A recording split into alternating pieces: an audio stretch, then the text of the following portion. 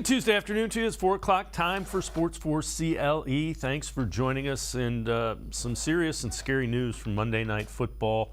And we will update it as Damar Hamlin, safety for the Buffalo Bills, went into cardiac arrest, spent the night in intensive care at the University of Cincinnati's Medical Center. The Monday night game was not played, and we get an update this afternoon from Tom Pelissero. NFL has not made a decision on playing it at a later date, but that game between the Bengals and the Bills will not, repeat, will not be resumed this week. Again, the NFL has made no decision regarding a possible resumption of that at a later date. Also, the family of Damar Hamlin issued a statement. On behalf of the family, they expressed their sincere gratitude towards the love and support that they have been shown during this challenging time. They also wanted to thank the University of Cincinnati Medical Center and the first responders for their excellent care. Grateful to the Bills organization. Please keep Damar in your prayers. They will release updates as soon as they have them. That again from the Hamlin family. Again, Damar Hamlin, cardiac arrest, spent the night in intensive care, is still in intensive care as well. He is listed as in critical condition as well. Let's welcome in Mary Kay Cabot, Browns beat reporter for the Plain Dealer as well as cleveland.com. And Mary Kay, it was a scary sight for really the entire country to see yesterday in that Bills-Bengals game. Yeah, you know, I've been covering football for many, many years, more than 30 years, and I've never seen anything like that. I've just never seen anything like that. I think everyone that watched it or caught up with it feels the same way, felt the same way last night. It's lingering for everyone today because we still don't know if he's going to be able to pull through. Hopefully he will. So I do hope that everyone keeps Damar Hamlin in their prayers. But, you know, I just think that this is going to have, such a tremendous impact on the entire NFL, regardless of the outcome. And again, of course, we're all hoping that he pulls through. But I still think it's going to rattle just, so many teams, so many players, so many families. And it's going to take a while to work through and to sort through all of this. This is a very big event that we are all witnessing in the history of the NFL. Once again, the most important thing is Damar Hamlin's well-being, and that's all anybody really cares about right now, or should. But I think it's going to really just have a tremendous impact on every NFL player and anyone associated with them. Yeah, TV doesn't really do justice to exactly how physical and violent of a sport that is. And again, the players have to get things sorted out. We're going to move on and talk a little bit more about football. Some things relative to the health of Damar Hamlin have been altered as well, and some of them involving some of the Browns as well. So the Hall of Fame, which you are on that committee, has decided not to announce the 15 finalists. Take us through that decision. Yeah, tonight was going to be a big night for the Cleveland Browns and their fans, and for Joe Thomas, because he will be, I can just say this, I would have said this 3 months ago, 4 months ago, 5 months ago, that, that he's going to be a finalist. I think he'll be a first ballot Hall of Famer when we get into those rooms and have to start deliberating on those 15 modern era finalists. So I can say with some conviction that I truly believe that Joe Thomas will make the cut to 15. But that was supposed to happen tonight. At 8 p.m. NFL Network was going to announce those 15 players, and then we were going to be able to roll out our stories. Now they have postponed that at least until tomorrow night at 8 out of respect for Damar Hamlin. I think that's the right decision, just like I think it is the right decision that the NFL has not set a new time for this game. These players, these teams are still really grappling with the grief and the emotions of everything that they witnessed last night and they're dealing with today. And football, it's not on their minds. And so I think that they made the right decision there. And then I think the Hall of Fame and NFL Network also made the right choice, because it doesn't feel like a day to be celebrating anything right now. It feels like a day to be just, closing ranks and supporting each other and praying for Damar and his family. So the Browns had a day off. They are getting ready to finish up the season against Pittsburgh Steelers. That will come Sunday. Steelers still with some playoff possibilities. Kevin Stefanski was asked about Deshaun Watson's play, if he feels like he's turned a corner in this offense. I just think he, like everybody, you just want to continue to progress. And I think that's what you're seeing with Deshaun. I thought, obviously, in that second half, he made a lot of plays, made plays that were designed, made plays off schedule, designed runs, had a really nice one there on second down up the middle and broke free to the outside. So you saw him making a lot of football plays. And then at the end of the day, obviously, that's what you're looking for from your quarterback. As an offense, we just didn't play well enough in the first 30 minutes of that football game. And the reasons are, it's never one thing. So I think offensively, the guys were committed to staying in a rhythm, staying true to who we were, making plays, getting open, making the throws, all those things. Nick running hard that entire first half, second half. The guys straining to finish. I think it was more about those guys committing to finish that football game. And Mary Kay, when you look at that second half, you kind of get an idea of why the Browns wanted Deshaun Watson. I mean, he kept plays alive and then made plays with his arm. You saw flashes of what the Browns were thinking when they traded 3 first-round picks to go get him. Yeah, I think each and every week after he knocked off the rust in Houston, he has checked off boxes, made strides, made good progress. Even when you look back to the 17-10 loss to the Saints, you can point to that final 18-play drive and some of the really great plays that he was able to make in horrendous winter conditions. He made 2 great completions to get them down to the 15, and then he hit Donovan Peoples-Jones and David Njoku with touchdown passes that were dropped. So, what more could you ask of Deshaun than to put them in position to win the game? And we can say win the game because I asked Alex Van Pelt if they would have gone for 2, and he said yes. So he put them in position to try to be able to win the game at the end there. And he admitted after this past game, the 24-10 victory over the Commanders, that was a confidence booster for him, that he was able to do that. Not just that he was able to make those throws, but that he was able to make them in such inclement weather, minus 16, 6 degrees wind chill, 6 degrees regularly, crazy winds, and he really came through. Then you fast forward to this game, you look at that second half, and I mean, he turned it on. He only completed 9 passes in that game. It's hard to believe, but every 3 passes went for a touchdown. And, that was pretty incredible. He and Amari kind of woke up together. I wrote that, they kind of woke up late on New Year's Day. But, once they got it going, they were dynamite together. And, I think it just bodes well for the future that those guys are heating up the way that they are. And I do think the future looks bright.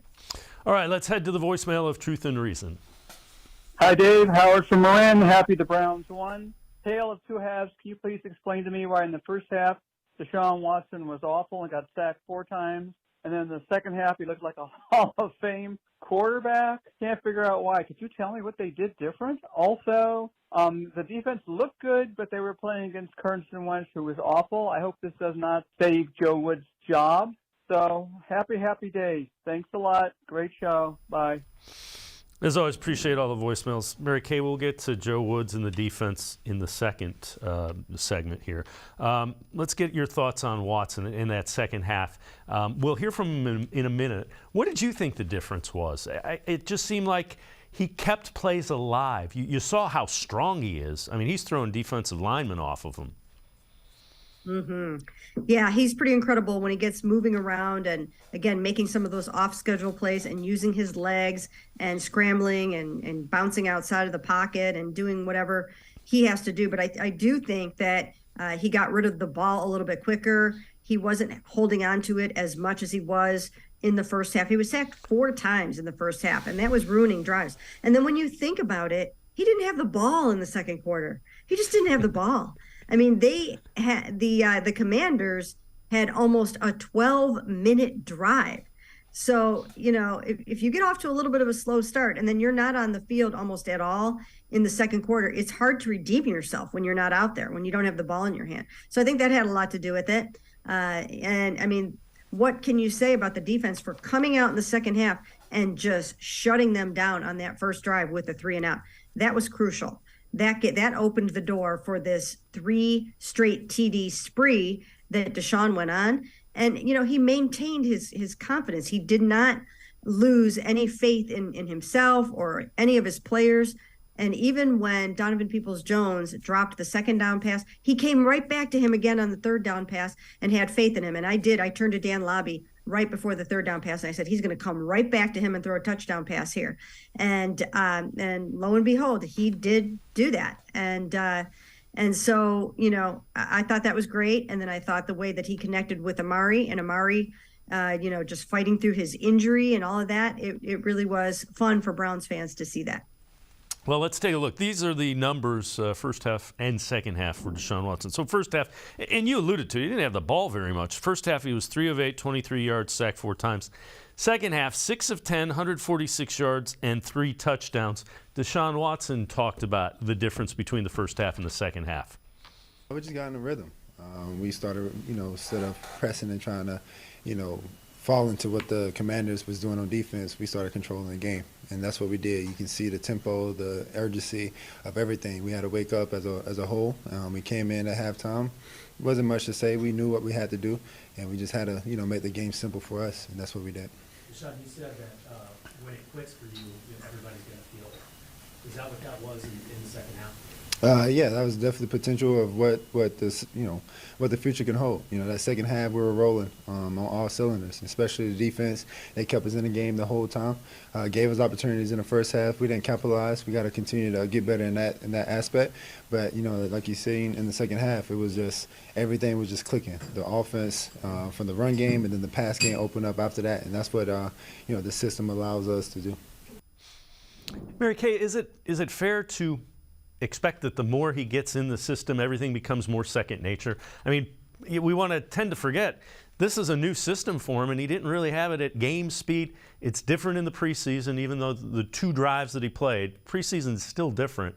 Is he still feeling more and more comfortable? Is he feeling his way through this offense, do you think? Oh, absolutely. And that's why it's so important for those guys to keep this offense intact through these final 2 games instead of shutting down Amari Cooper with the core muscle surgery, shutting down Nick Chubb when he had a little bit of a foot injury still lingering.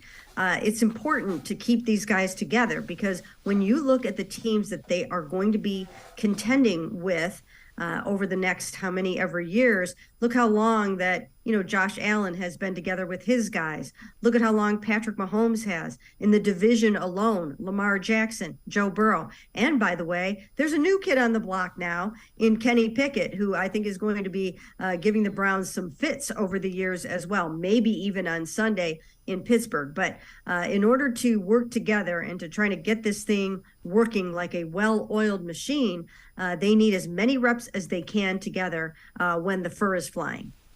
Mary Kay Cabot, Browns beat reporter for the Plain Dealer, cleveland.com, and I are going to step aside, take a quick timeout. Other side of the break, we'll turn our attention a little bit to the defensive side of the ball. Sports for CLE will be right back. Stay with us. The Ohio Lottery Partners in Education program recognizes role model students and teachers from across Ohio. Nominations can now be done completely online. To nominate a deserving teacher or student, go to ohiolottery.com. In the About section, find Partners in Education. There you will find links to the nomination forms. Students kindergarten through 12th grade can be academic all-stars.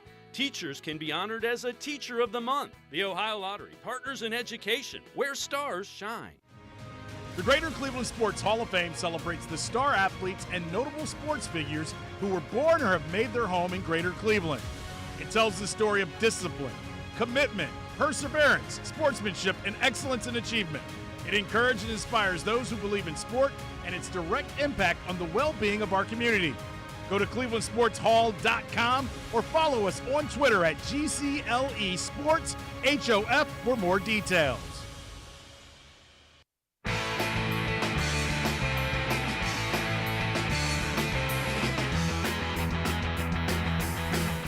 We continue talking Browns with Browns beat reporter for the Plain Dealer and cleveland.com, Mary Kay Cabot. Let's head back to the voicemail of Truth and Reason. Quick question for you guys. Super Bowl. What is the window that you feel the Browns have with this staff and this management to achieve their Super Bowl goals and desires before a major player is either traded or a head coach or staffing changes begin to happen, whether it's at head coach or offensive coordinator? Just curious to get you guys' thoughts on what timetable the Browns are working with this regime at achieving NFL success. Thank you. As always, appreciate all of the voicemails. Mary Kay, what are your thoughts? What do you think that? Well, they're in it right now. I mean, this is the prime of the career for so many of the current Browns players. This is the prime for Denzel Ward and for Nick Chubb and for Myles Garrett and Deshaun Watson, Amari Cooper. They are right in it. They're in that age range of about 27 years old, 26, 27, 28. That's when you want to be really ready to roll, and that's what they need to do. They basically wasted this year. This was a wasted year. I agree with Myles Garrett that not making the playoffs this season means that it was a failure, that there was no excuse for that not to happen. They had the talent defensively. They had the talent on special teams to get them to the playoffs, and they were not able to achieve it. If the Pittsburgh Steelers can do it, certainly the Cleveland Browns should be still in it right now.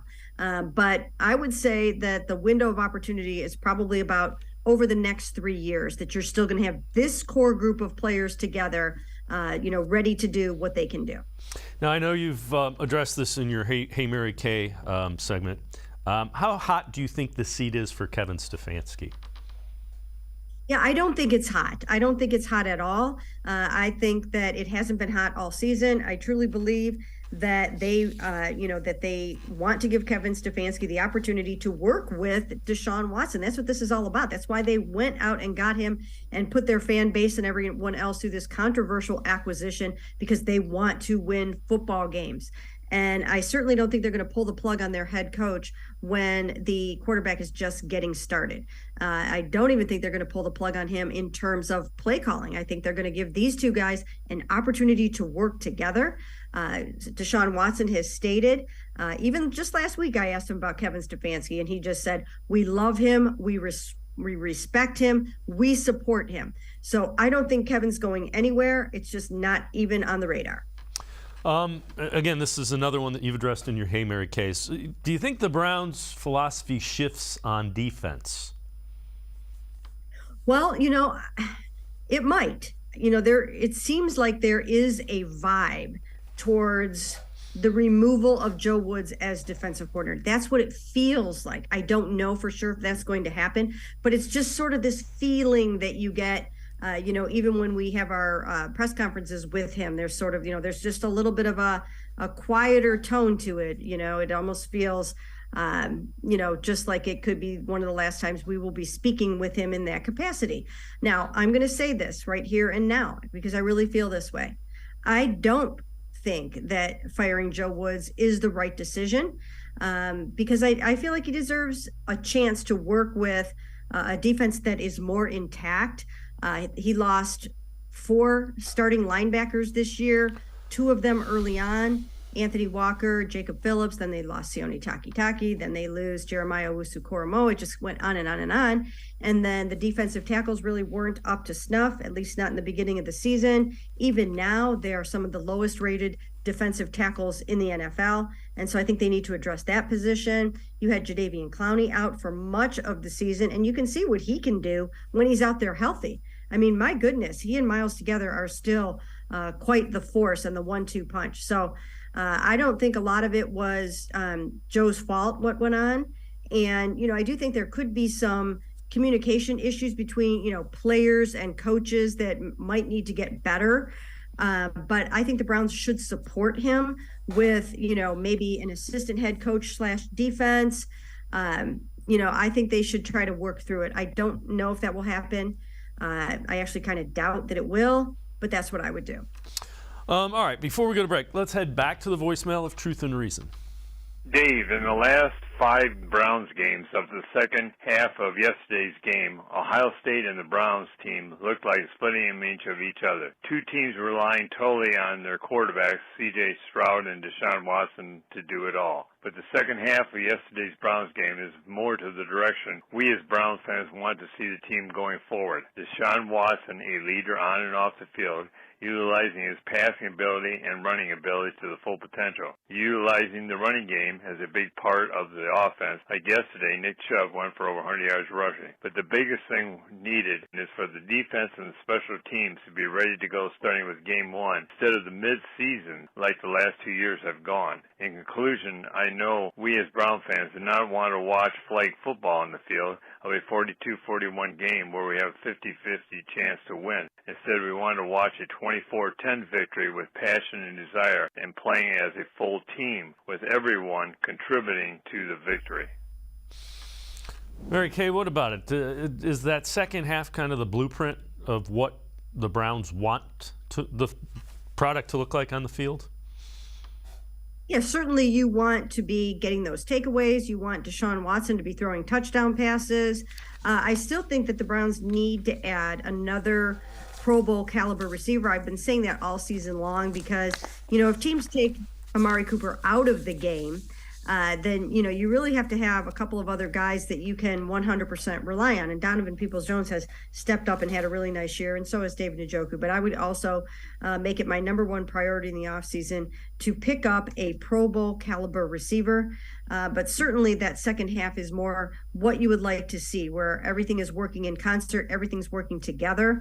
Once again, Carson Wentz was horrible in that game, but also they made him look horrible by picking him off 3 times and sacking him and whatnot. But, you want to be able to do that, obviously, against the best teams in the NFL as well. But that was certainly a good start for what you want this to look like. Mary Kay Cabot, Browns beat reporter for Plain Dealer, cleveland.com, and I are going to step aside, take one more time out. Other side of the break, we'll head back to the voicemail of Truth and Reason. Sports for CLE. We'll be right back. Stay with us. Come back to go forward. Back to learning new things. Back to pursuing your dreams. Tri-C has flexible learning options to fit your life. And every year, more than 1,000 local companies provide Tri-C students with real-world learning. The right education can boost your lifetime earning power by hundreds of thousands of dollars. Start now with a college education you can afford.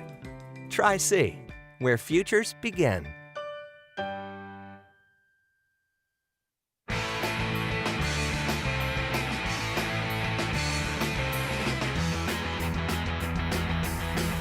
We continue talking Browns with Mary Kay Cabot, Browns beat reporter for the Plain Dealer and cleveland.com. Let's head back to the voicemail of Truth and Reason. Hi, this is Ron from Cleveland. Thought I'd just call in and say a little bit about what I saw on Sunday with the Washington Commanders trying to play against the Cleveland Browns. First thing I have to say is if the Baltimore Ravens would like to see what Lamb Jack would look like if he could pass the ball, look no further than Deshaun Watson. They finally let him get out with his legs and show what he could do, and my God, it opens everything up. Nick Chubb was running like he was a hot knife through Wagyu. Amari Cooper, next year with him and Deshaun Watson and the chemistry they are developing, I can see Coop getting at least 1,500 yards. It was a great day for the Browns. The defense looked phenomenal. Delpit banging everybody at the line and intercepting 2 passes. Ward looked good again. He's looking better as the year goes on. Emerson might be our best pick in the entire draft last year. All I can say is go Browns, and boy, can I wait till see the Browns next year. They should be phenomenal. Love you guys' show. Love the Browns. As always, go Browns. Woo! As always, appreciate all of the voicemails. Mary Kay, I thought Denzel Ward looked really good, and I liked the fact there were some times they had him man up on Terry McLaurin. I'd like to see more of that. I think that plays to his strengths. I think that's one of the reasons he's improved as the year's gone on. Yeah, I think so too. And, and we also heard Greg Newsome talking about the fact that he would like to do a little bit more of that too and build on what he was able to start last year as a rookie with some of those one-on-one matchups. I know that they need him in the slot. But you almost have to wonder if, he doesn't deserve a little bit more time outside too, covering some of those guys. So we'll have to see how they tweak this next year. Again, we probably will be looking at a new defensive coordinator, or might be looking at one. And if one comes in, then sometimes there is a shift in philosophy. Maybe you do end up with, bigger linebackers instead of, the smaller guys that weren't necessarily stopping the run, or maybe you do a little bit more man coverage, or whatever the case may be. But certainly, yeah, Denzel picked up his game as time went on. He got that pick on Sunday. And that's what they need more of. They found their takeaway game. In the last 5 games, they've had 8 interceptions, and that's what this team needs. Let's take a look at the highest graded players from that win over the Commanders in Week 17. And Grant Delpit, again, a guy that has kind of gotten better as the season has gone on. Taven Bryant, that one is good to see from the defensive tackle position. Cooper, Chubb, and Martin Emerson, our voicemailer alluded to it. He's looked ready to play in the NFL from pretty much week 1. Yeah, you know what? You have to think, though, some of those rookies now are starting to, hit the rookie wall a little bit. And they're going to have to try really hard to finish strong. We haven't heard as much lately from Alex Wright as you would want to. Martin Emerson needs to get out there and finish strong against Kenny Pickett and some of these good receivers that he's going to see again. And so, yeah, for the most part, though, some of these guys have come on strong. Grant Delpit, that was such a nice game by Grant. I think I've seen Grant get better over the last 3 or 4 weeks. And, 3 interceptions in 2 games, that's pretty good. All right, let's head to the voicemail of Truth and Reason one more time. Tony Frost, lifelong Browns fan. I'm thinking about next season at the receiver position. I think we should go get a young guy, tall, that got some wheels, They had a deep threat. And also, as far as Jakeem Grant, what was the length of his contract? When he comes back, he'll be another dependable receiver for us, with some wheels. But we just need a little more speed on the outside, somebody that can open it up.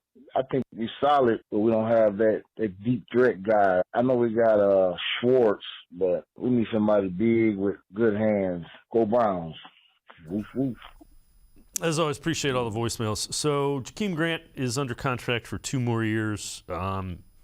If things don't work out and he doesn't come back, I think the dead cap hit's only like 1.2, 1.3 million. But he's a guy that, you throw the ball to him in space and you let him run. I'm with you, though, Mary Kay. I think they need a veteran guy as opposed to a young guy. You want a guy that can come in and produce from week 1.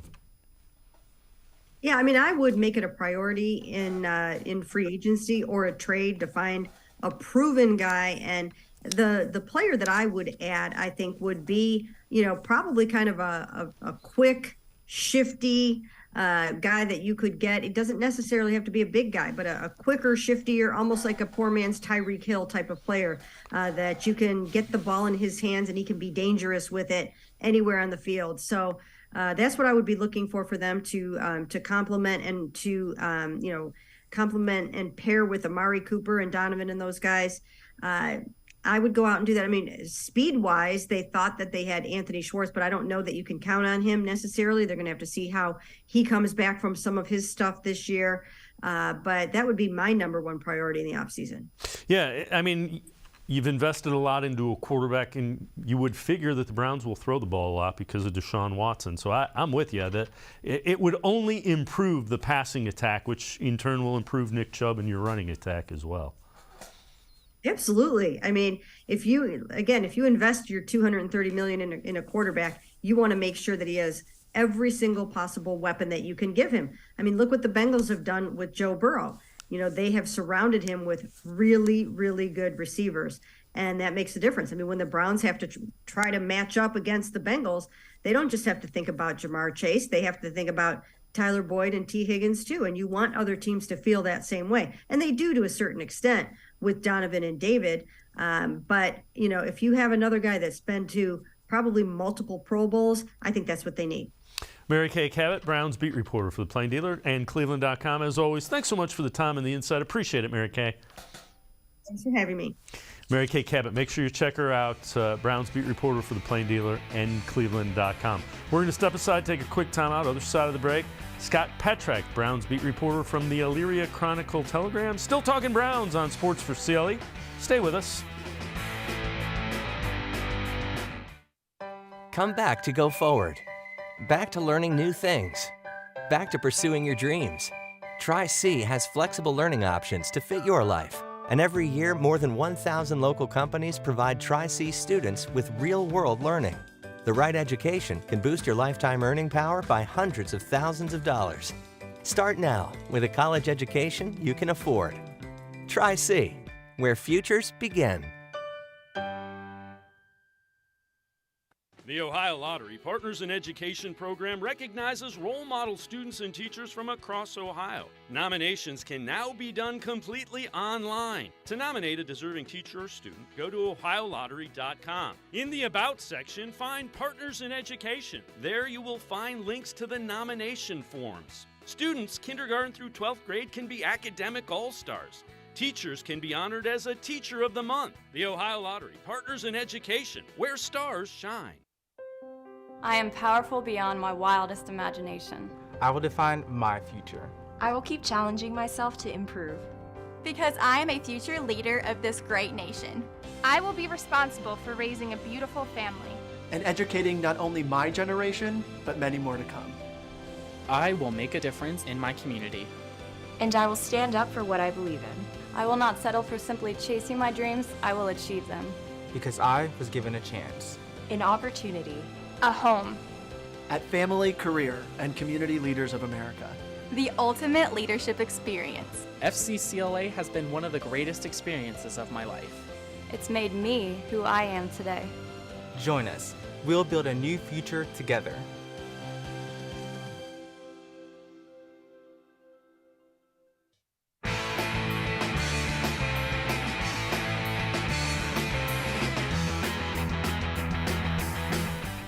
We continue talking Browns here on Sports4CLE. Let's head back to the voicemail of Truth and Reason. Hey, love the show. Long-time viewer, long-time caller. Just want to say great game, great win for the Browns. But Kevin Stefanski, I don't know what's going on with this guy. On maybe the second or third drive of the game, when Nick Chubb runs you for 60 yards on the drive, just get me down there, get me down there. You get inside the 10-yard line, and then you don't even run the ball. You run one more time with Kareem Hunt. You throw. When the hot hand was Nick Chubb, and then what did Washington come out and do? 21-play drive where they only threw the ball maybe 3 or 4 times. Kevin Stefanski, stop trying to be the smartest guy in the room and just stick with what's winning. Nick Chubb was running. Could have got more points, but even points on the board for trying to be the smartest man in the room. But great team win. I still think changes need to be made. Go Browns. As always, appreciate all the voicemails. Let's welcome Scott Petrak, Browns beat reporter for the Elyria Chronicle Telegram, as well as BrownZone.com. Scott, I don't know that it's the smartest guy in the room. I will say I feel like sometimes we're looking for 1 + X = 2, and we're solving for X instead of knowing it's 1. Yeah, I know what you're saying. To me, being the smartest guy in the room isn't a bad thing. I know that's a common complaint with Stefanski, that he tries to outsmart the other coaches, and I think that's part of the job. But when it comes to Chubb, I think the constant criticism about Stefanski not giving Chubb enough carries is a little overstated. But I think there are certainly examples, and if you want to go New Orleans, if you want to go Washington, you can certainly point to some where it seems to be working, or it's a bad situation to throw, yet Kevin Stefanski calls, passing plays. So I get the caller's frustration.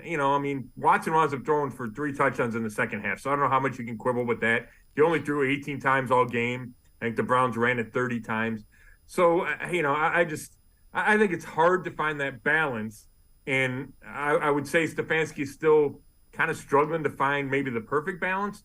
But I also think fans need to adjust, because the more Deshaun Watson plays, I think the more passes you're going to see. Yeah, and you got glimpses of what they like about Deshaun Watson, especially in this second half. I know you've written about this in your mailbag. This is a lost season.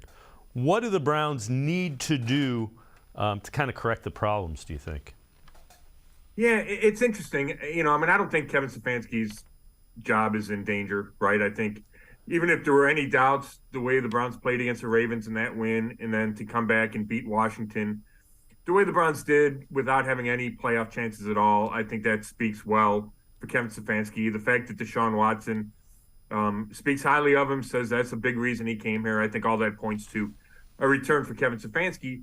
So therefore, and plus I agree, like I don't think there needs to be a major organizational overhaul. And I know there's been some criticism of Paul DePodesta lately. I think you need to give DePodesta, GM Andrew Berry, and Kevin Stefanski another year and a full year with Deshaun Watson at quarterback to see how their kind of master plan plays out. That doesn't mean there shouldn't be changes. And I think if you miss the playoffs 2 years in a row with a talented roster, there need to be, quote unquote, significant changes. And for me, that begins with the coaching staff. And do you make a change at defensive coordinator? Do you make a change at special teams coordinator? I think both those things are in play.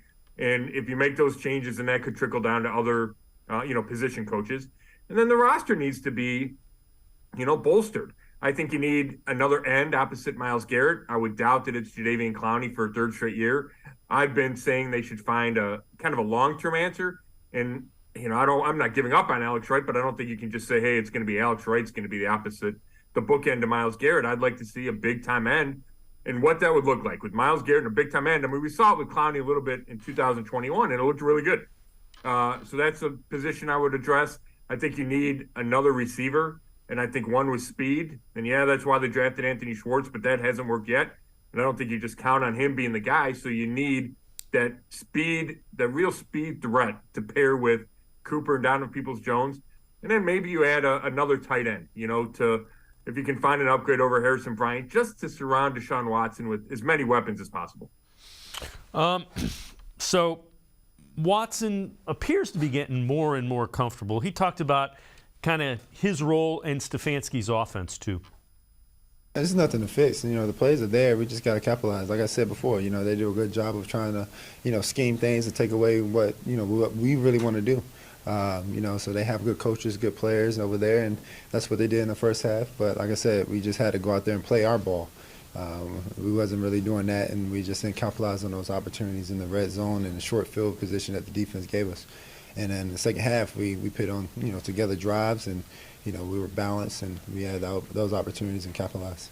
Like I told, 11, and I told everyone else on the offense, just because you drop a ball doesn't mean I'm not going to come back to you. I don't lose confidence in my brothers. I don't lose confidence in what we're doing on offense. Sometimes, they get paid too, and we got to make plays, and we wasn't doing that in the first half. But like you said, on that one, I came back to him. We read the coverage right.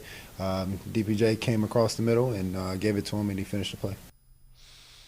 Scott, is it naive to think this is still a new offense for Deshaun Watson? He's still got to know where his first read is, second read. He's just, it's not second nature yet to him. Yeah, I think that's all part of the process, Dave. I really do. I mean, it's 5 starts in. Yeah, he had the, training camp in the offseason, but it's not the same. It's just not. And he's working with new receivers. They're working with the new offensive line, all of it, new play caller. All that is an adjustment and a big adjustment on top of the fact he hadn't played in 700 days, right? So you throw all that in the mix, and, and I was probably a little, naive about how fast he could get back to his 2020 form. I didn't know it would take all year, but it's certainly going to take all year, if not into next season, just watching him. And yeah, you see progress, and there's certainly steps that you see week in and week out, and you saw it a lot in that second half in Washington. But in the first half, he did not look comfortable. And it did not feel to me like he was seeing the field like he needs to. And whether that was the protection wasn't great, whatever it was, he just didn't seem like he was comfortable sitting in the pocket. He would escape, and then he'd run out of bounds instead of throwing the ball away, and it leads to sacks. And then something changed in the second half. He got better. He got more comfortable. I thought the receivers did a better job getting open. Part of that's the receivers. Part of that is the play calling. And Kevin Stefanski was able to scheme guys open in the second half, right? You look at the Peoples-Jones touchdown and the second Cooper touchdown, they're running wide open, right? So that's a good job of a play call, and it's a good job of Deshaun Watson reading the defense and knowing where to go with the ball. So, and he's run the ball, right? You see the glimpses of, okay, how can they use him as a runner, and how does that help the rest of the offense? And I think all those things are only going to grow the longer he is back, right? The more games he's played since the suspension and the year off, and then the longer he spends with Stefanski and with the guys around him. Yeah, I would agree. And the other thing you saw is there were times where defensive linemen were not bringing him down one-on-one, and he's extending plays that way. Again, this is from your mailbag. You know, the struggles the Browns have to score the football, and the defense needs upgrades. Do you think Watson's contract in any way affects the ability to upgrade what is needed here? Well, it certainly does, just from a basic math level, right? The salary cap is, well, it's kind of fixed, right? I mean, we can talk about if the salary cap's real or not. But it does affect you if you're spending $45 million a year on a quarterback. That's, you know, whatever. It's 35 more than a guy making $10 million. So it does affect where your money can go. Having said that, you know, I believe the best way to build a consistent winner, and I know the Browns believe this, is to find an elite quarterback. And that's what they felt like they found in Deshaun Watson. They felt like that was the best way to do that. They didn't think Baker Mayfield was the guy. They didn't think there was a draft pick to do it. So they went out and got Deshaun Watson, knowing that they're going to have to be, I don't know, smarter, more careful with the rest of the roster, because you don't have the luxury of having that extra, whatever, $30 million. So, yes, it affects it, but I don't like the alternatives, right? The alternative is to pay, you know, Jacoby Brissett $8 million a year. You know, I don't think the $37 million elsewhere helps enough as the upgrade to Deshaun Watson. And that's not a knock on Jacoby. I just think that's the reality of having an elite quarterback. Yeah, I mean, if you look at it, it's Mahomes, it's Burrow, it's those guys that, okay, here's the ball, go win the game. And you would assume that once he gets a little more comfortable in this offense, Deshaun Watson is that guy. Well, that's certainly the hope. I mean, that's the plan. Now, whether or not he gets back to where he was in 2020 remains a question mark, right? And I think we've seen signs, but he hasn't taken over a game. He hasn't led a big-time fourth-quarter drive to go win the game, right? The stuff you talked about. But to me, if you look at the NFL, the teams that go to the playoffs consistently year in and year out are those with the best quarterbacks. And yes, you need other pieces. Nobody's saying it's just the quarterback. But in my estimation, and I think the Browns believe this, if you have that one guy, the other 21 don't matter as much. If you don't have that guy, then you almost need to be perfect at the other 21 spots. And that's a lot harder to do, especially with the attrition that comes with this game. Without question. Scott Petrick and I are going to step aside, take a quick time out. Other side of the break, Scott talked to Jedrick Wills.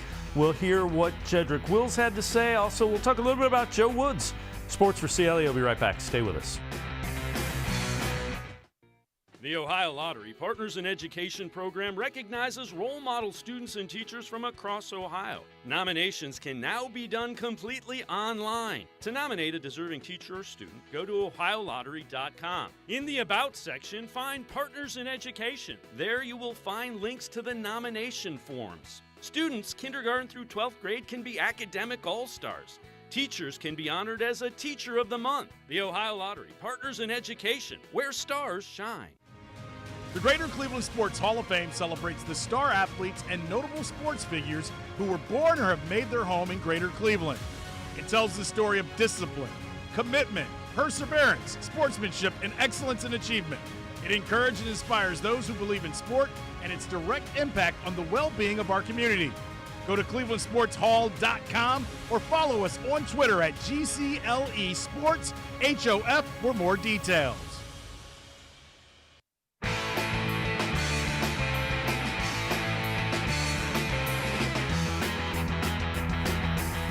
We continue talking Browns with Scott Petrick, Browns beat reporter for the Elyria Chronicle-Telegram, as well as BrownsZone.com. Let's head back to the voicemail of Truth and Reason.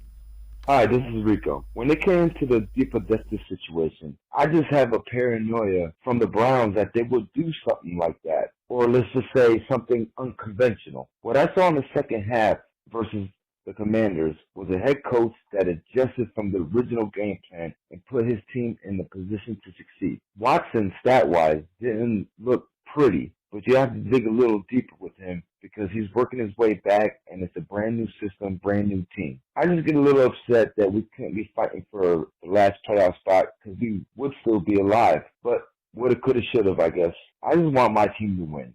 And as a fan, there's nothing I can do about what goes on behind closed doors. All I want from them now is just to be placed first so we can get a sweep of them and finish third in the division. Thanks.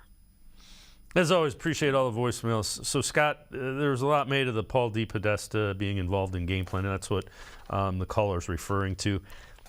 Might be a little overblown. I think analytics in a lot of organization plays a role in game planning. Yeah, I do think it's overblown. I don't think it's a big revelation that, Kevin Stefanski listens to the analytics people. That's one of the reasons he's here. It's one of the most analytical or analytics-based organizations in the NFL. And if you look at the other ones that are considered that, there are a lot of good teams. The Ravens, the Eagles are among those teams that have a lot of that rely a lot on analytics. Does that play into a lot of pass calls or more than people would like? Probably, because there is the belief in the organization that passing plays are more explosive than running plays, right? And that, if you have a 1-yard run, it's harder to make up for that than it is an incompletion or whatever, right? If you throw it enough, you have more success. There's a big plays versus pounding out 4-yard runs. It's hard to do. If you get a holding penalty, it's hard to make up, running the ball on 1st and 20. I mean, there's a lot of, I think, legitimate thinking behind it. Now, that doesn't mean there aren't circumstances where you need to go away from that, and we could go back to that New Orleans game if you want. But I do think too much is made of that, and I think if you take a step back, the Browns remain among the teams that run the ball the most in the league. And I think they've done a pretty good job finding that balance between we think we need to throw it. It's 2022. That's the way to succeed in this league. You throw early, you build a lead, then you turn to the run. Versus we have one of, if not the best back in the league. Let's use him. I really do think they found a pretty decent balance of that. Yeah, again, I don't think it's the offense that has cost them being in the playoff hunt. It's clearly the defense. You talk to Jedrick Wilson, and that seems to be a guy that gets beat up a little bit. I don't think he's lived up to being the 10th overall pick in the draft. I think he's probably an above average left tackle at this point in his career. Yeah, I find it a fascinating discussion, and I think I like talking to him. I think he's a really interesting guy. We had a good talk at the end of the offseason, and then I kind of revisited some of those topics with him on Friday last week. Pro Football Focus doesn't have him rated really high. I think he's 50-something in the league among tackles, which would put him toward the bottom. He doesn't take a lot of stock in that. He says he's had some games this year where he's graded really highly from the coaching staff. He points to Atlanta, the Jets, Tampa Bay. He said he's the highest graded lineman on the Browns against Tampa Bay. Now, the issue with him is that it's inconsistent, and it hasn't been the top 10 worthy, like you said. It hasn't been that way for now on his third year. It hasn't been that consistently, and you see a fluctuation in effort. And I think that's what fans sometimes see is those couple of plays or a handful, whatever it is, a game where maybe he doesn't look like he's giving complete effort, or he gets beat inside and it looks like he just stands up. And, we talked about that. And he said, yeah, I've gotten better at finishing. I can still get better in that area. But he considers himself trending in the right direction. Think he is one of the better left tackles in the league. And I do think and first you have the 5th-year option that the Browns have until May 1st to pick up. And that's going to be an interesting decision because then you guarantee 2024 for, it looks like it's going to be around $14 million, which is not a ton. You're paying your right tackle, Jack Conklin, more than that. But that's a decision the Browns have to make. But I do think it's worth noting, they don't give him a ton of help. For a guy that gets a lot of criticism publicly, it's not like they chip with a running back or help him with the tight end a lot. They leave him one-on-one, and I think he holds up more often than not, but maybe not as much as you'd expect from a number 10 pick. Yeah, I think that's fair. I think that's a fair assessment of it. All right, again, I know this from your mailbag. Assuming the Browns move on from Joe Woods, and that's probably more likely than not at this point, but not a given. Who do you think they should hire? Yeah, it's tough. You know who's going to be available, right? You don't know what kind of staff changes there are across the league. But I know that I would lean towards someone with a lot of experience. And I don't know if that guy will be available. I know there's some hot young guys that'll come up and they're position coaches elsewhere, and they're, trying to get their first chances to be a defensive coordinator. But if you're Kevin Stefanski and you're looking for that big jump from your defense, right, from the last couple of years, how do you take that big jump? To me, it's a lot easier to expect that if it's a guy that's had proven success in the league.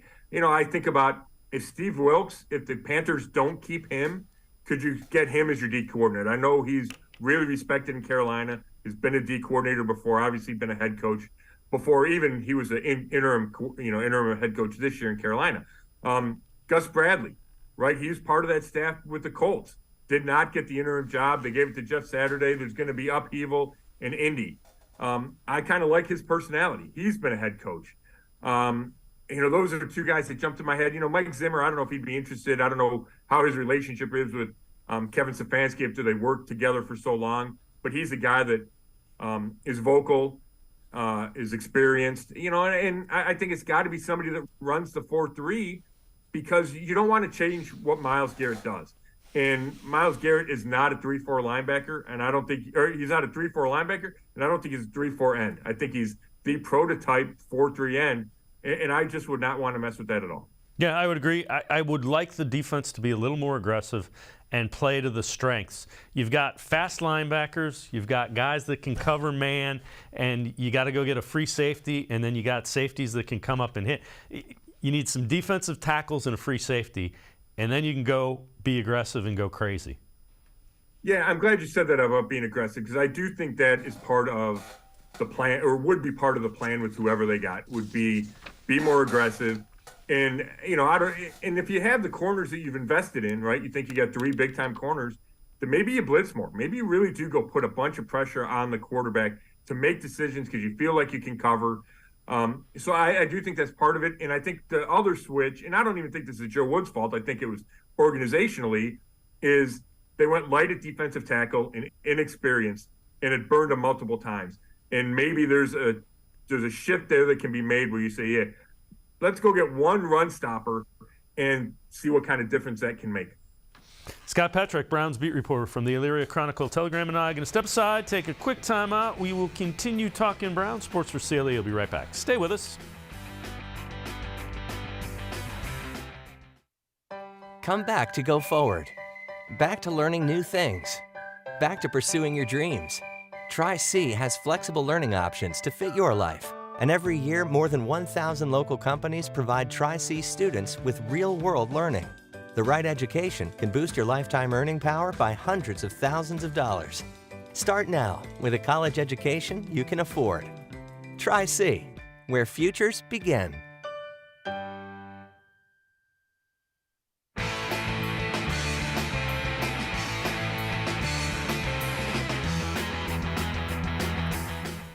We continue talking Browns with Scott Petrick from the Elyria Chronicle Telegram, as well as brownzone.com. So the Browns have a chance to finish the season with a sweep of the Pittsburgh Steelers.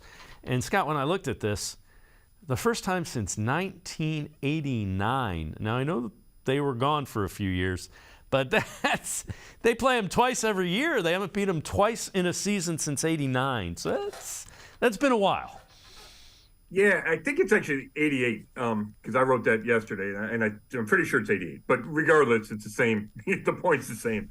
It's been forever, and I was stunned when I went to look that up because, I've covered just about every Browns-Steelers game since they came back in '99, and I know that it's been so lopsided, but it felt like there had been a sweep in there, and there just hasn't been, and that speaks to the ineptitude of the Browns. It speaks to the consistency of the Steelers. It speaks to Mike Tomlin and Ben Roethlisberger, how they owned the Browns. So, yeah, for a rivalry to go that long without a sweep, it's certainly, not what Browns fans want to see. And now they have a chance. And it's not just can they get the sweep? Can they give Tomlin his first losing season?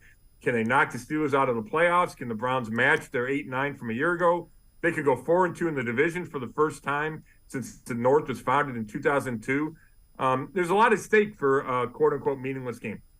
All right, let me ask you this. How far away do you think the Browns are from being legitimate contenders? And I mean, you know, home type of playoff game, AFC North contenders.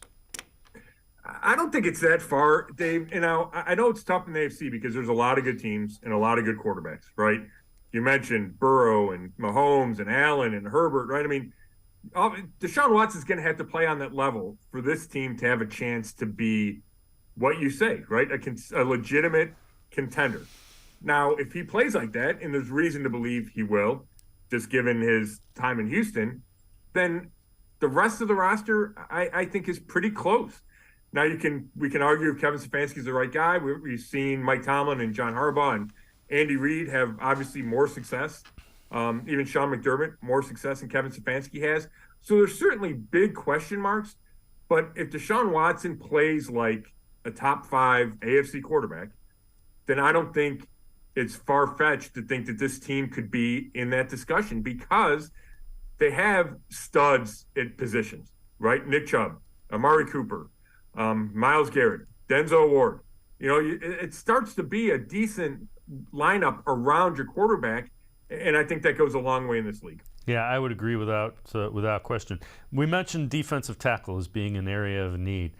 Take a look at this. So Daron Payne is a guy that was linked to the Browns at the trade deadline, is due to be some sort of a free agent. He tweets this out. Feels like a little kid. He's geeked. And that is a picture with the Browns' Amari Cooper. So Payne is a guy from Alabama who kind of looked up to him. If I'm Andrew Berry, he's part of my recruiting pitch to Daron Payne because that's a guy that would help on the defensive line.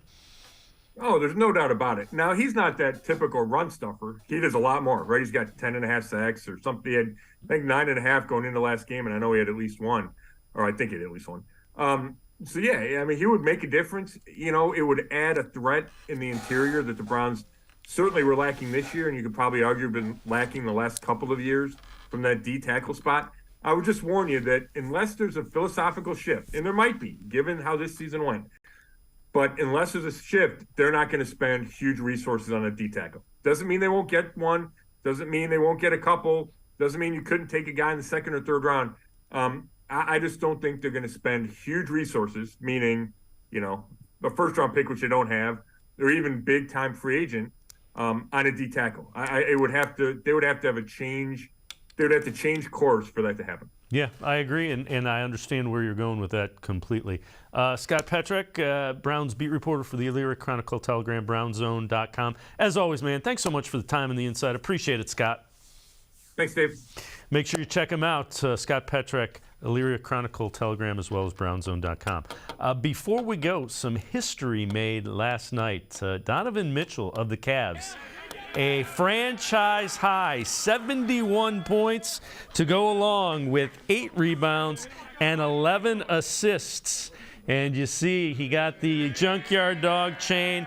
71 points for Donovan Mitchell, only the 7th player in NBA history to score 70 points or more. J.B. Bickerstaff talked about that performance by Donovan Mitchell. He helped the Cavs overcome an 18-point halftime deficit. Here's J.B. Bickerstaff on what he saw from Donovan Mitchell last night.